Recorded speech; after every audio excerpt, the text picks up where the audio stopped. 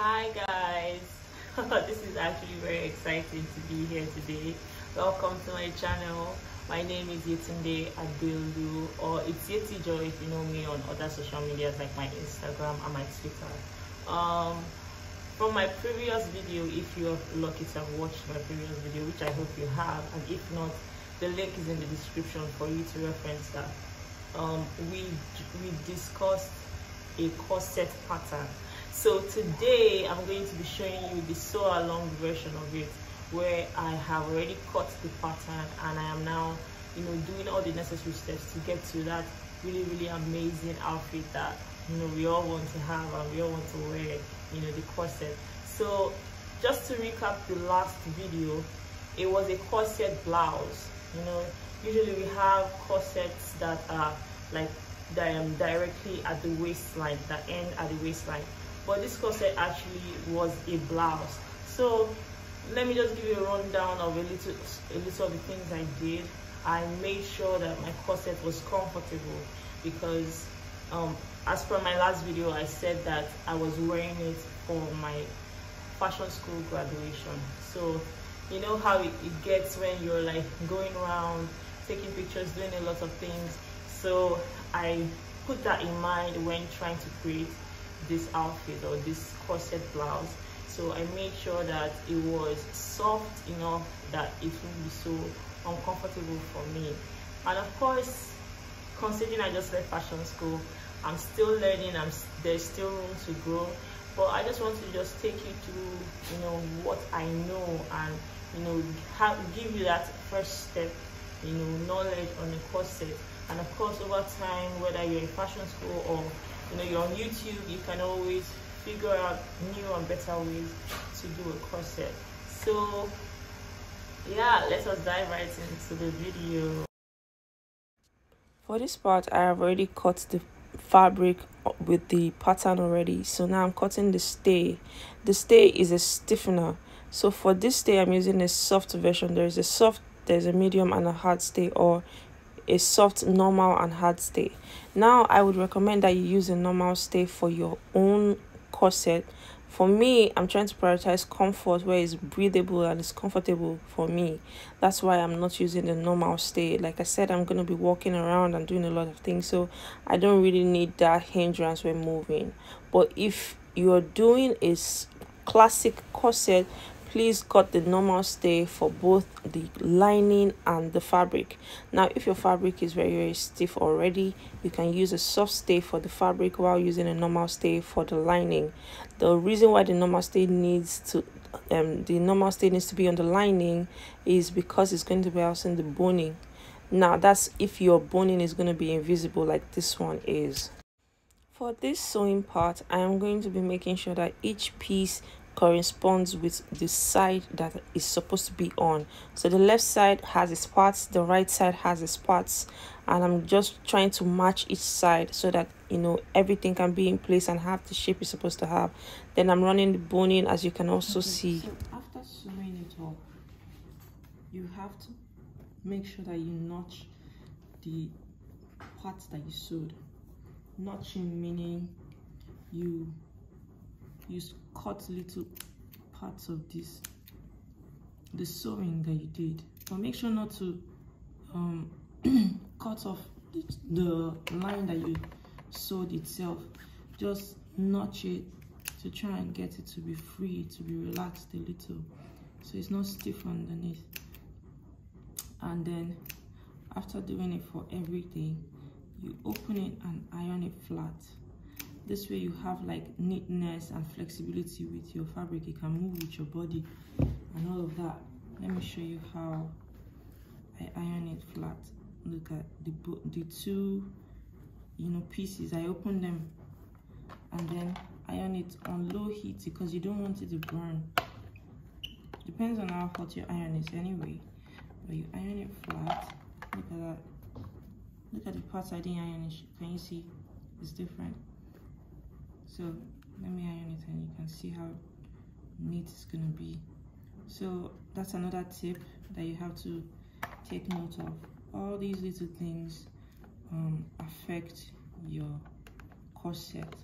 When I was sewing, if you guys noticed, I didn't put the boning up to the top of the sewing line, like to the topmost part of it. So the reason for that, let me bring down an example. First of all, for this, the boning is hidden. I don't want the lines showing outside, so I sewed them on the corset. So what I did was to make sure that the boning followed how it's going to lay on my body. So I didn't sew it all the way to the top because I am going to sew this. You know, I might decide to trim and, you know, make this face lower. I might decide to do a lot of things. So I'm not gonna put it all the way up, because when I sew this, then that already, you know, it affects it. And then another reason is I don't want it to come all the way up, because, you know, from experience, it actually stabs you. It stabs you when you wear it. So I'm not gonna go all the way up. I'm gonna try and make sure that it's, you know, it has a little space for me, and it actually just balances on the parts that actually need the boning, which is like the under bust part, that's the stomach area.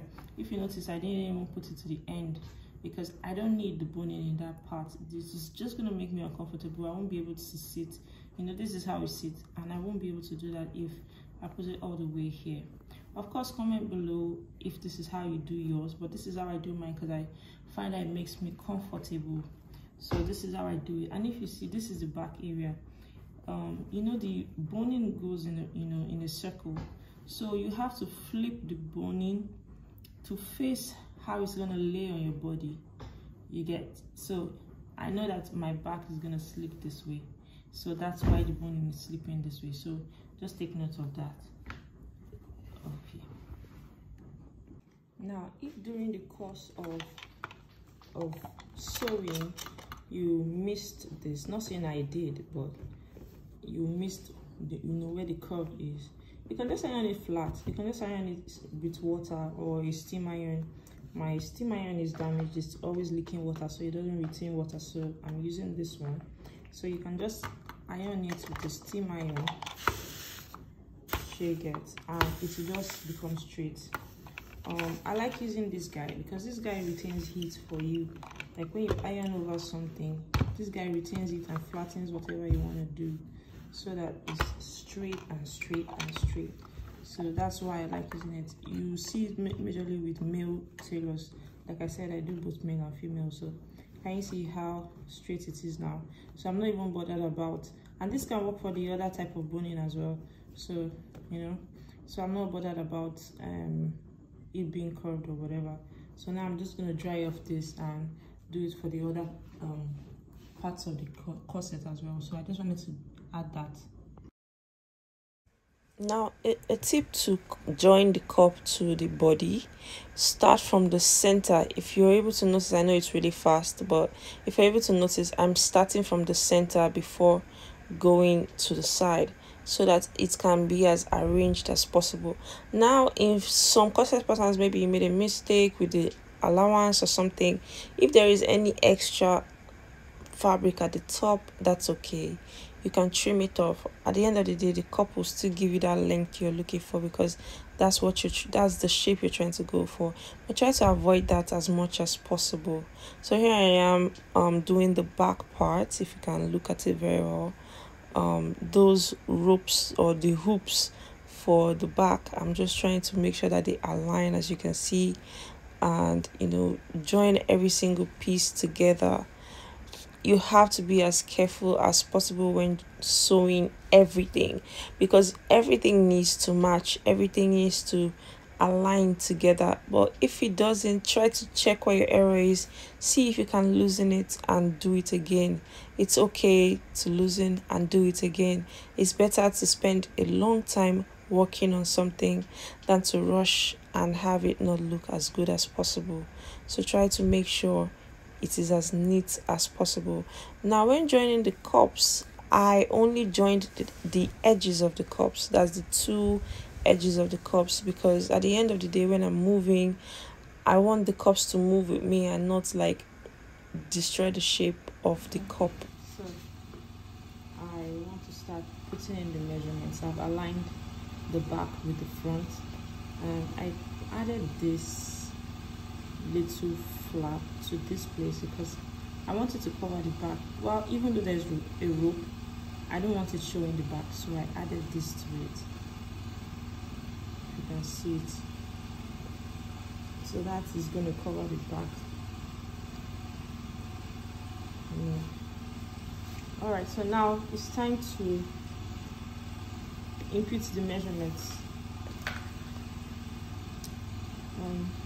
So just going to be measuring, same way I've always measured. And then I'm going to remove the difference, the excess from it. Now my bust is 37.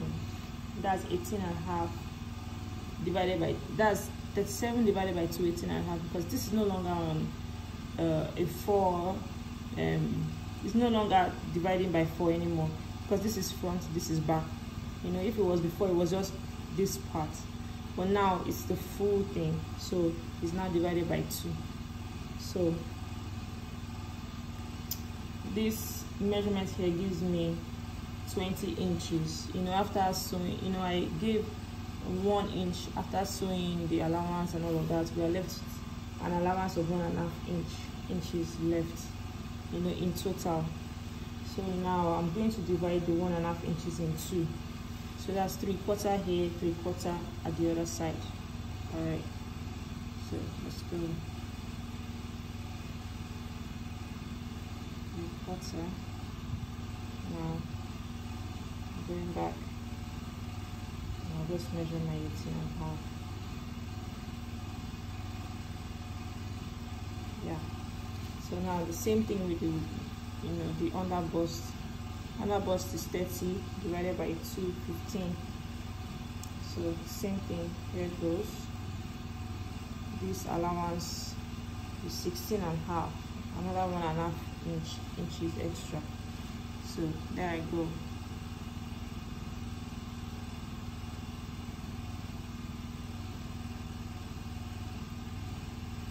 Then the mid waist, or should I say the top of my waist, that my fupa area, basically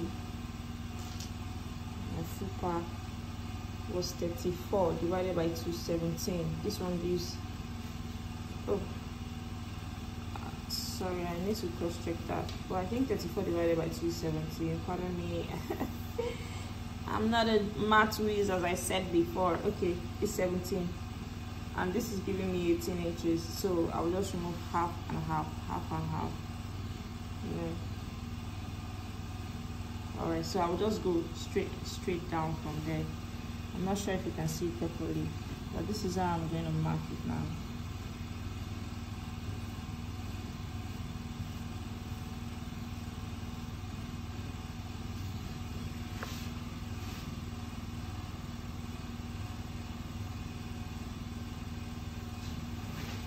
I don't know if you can see it. So I'm just going to run the stitch around here, and also I will join the shoulders as well. After that is now the armhole. I'm going to add the sleeve. So I'm going to do all of that off camera because I don't really have a lot of memory, but you get the gist. But if you still want me to show a video where I attach the sleeve, it might not be on this outfit, but I can do another video where I attach a sleeve and then you can see how it is. But I think this is where I'm going to come to the end of my video, and I hope that you guys would have enjoyed this video. Yeah, so hi guys, this is the final outfit. I'm actually very excited to show it to you. I paired it with pants. I think I referenced it in the first video, but if not, I paired it with pants that I made myself. These are the pants, this is the blouse, the net over it, and now this is where I want to show you the back. So pretty. It's so pretty, and of course this detail here is giving everything to me. I love it. Yeah, so this is it. I hope you guys love it. Of course I will do a more dramatic corset that, you know, pushing everything up and it's like more stiff and like more structured. But like I said, I want comfort, I want relaxation, I want to be able to move and to eat my rice and meat. So yeah, this is how it's looking, this is what it's giving, and I hope you guys love it. Thank you so much. Okay.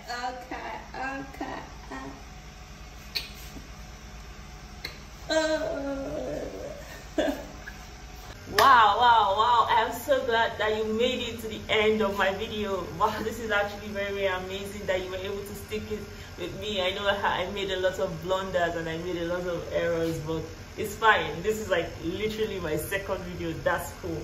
So if you were able to watch it to this, you know, stage, I'm so grateful. I'm going to just say thank you so much for sticking it out with me to this point. So if you're here, that means you think I have something to offer. If that is the case, please like, give it a thumbs up. You know, it's down below. You can subscribe. It's that big word that says subscribe. You can always leave a comment whether you have new ways for me to, you know, work on my corset, or you have questions, or you just want to say how amazing my corset was. You know, you can always leave a comment on that. Also, you can always comment on what next you want me to do, you know, so that, you know, that can, you know, help me create content that is suited for you. You can know what next I'm supposed to make, you get. So you can just give me ideas on what areas that you need help with, and, you know, instead of having to pay, you know, at a fashion school, I can just always do that for you, and, you know, give you the step-by-step that some fashion schools might not, you know, have time for you with. So you can just leave a comment on that. Also, please share. That is how we can get it out there to other people that can learn. You know, nobody has to hold all the knowledge together. You know, nobody has to have all the knowledge. If you have so many people in this business, in, you know, fashion, then, you know, we can all help each other, and we can all help each other grow. And, you know, a lot of new people have dreams, and, you know, this can be like a way for them to be on the next step to their dreams. So please share so that, you know, they can have it, and also I can have more viewers and more subscribers. So yeah, like, comment, share, and please click on the notification bell if, you know, so that you can know when I post a new video. So that will be all. Of course, I will be posting, I'm going to try as much as possible to post at least once every week. You know, that's the long videos. Of course, I'll be posting YouTube shorts and all of that, but like a long video, I'll try to post them at least once per week. That will either be a cutting video or a sewing video. So stay tuned for that. Thank you so much. Thank you. I'm so happy. And of course, I am Yetunde Adeolu, and yeah, this was my video. Thank you. Bye.